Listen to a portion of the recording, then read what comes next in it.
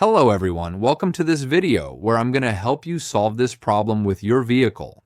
The best part is that every instruction and tip is based on real experiences from the mechanics working at this shop.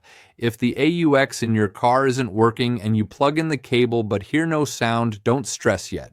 This problem is extremely common and most of the time it's nothing serious, just something simple you can check step by step.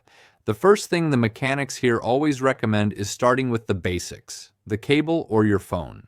Many times the problem isn't the car at all, but a damaged AUX cable or a phone that isn't sending audio.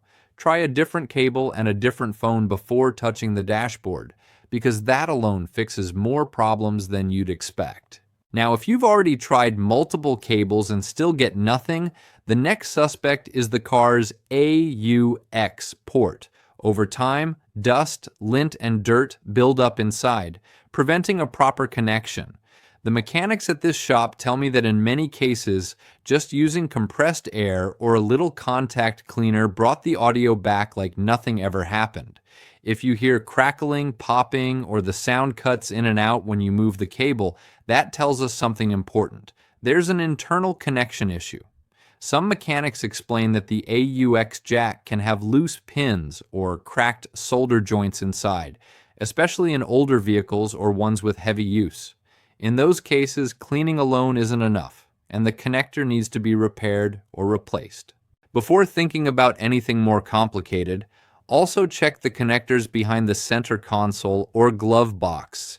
Many people who come into the shop say that after storing items or removing panels, a plug ended up loose. Unplugging and plugging that harness back in has been a miracle fix for many. If the car does recognize the AUX input, you can select it on the radio, but there's still no sound, then the issue is likely with the radio or the AUX module itself. In some cases, this was fixed by updating the radio software, while in others, the module or head unit had to be replaced because it was no longer sending audio internally.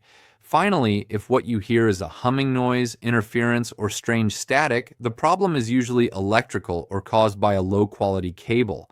Mechanics recommend using a good quality AUX cable or a ground loop isolator, which can eliminate that annoying noise in seconds.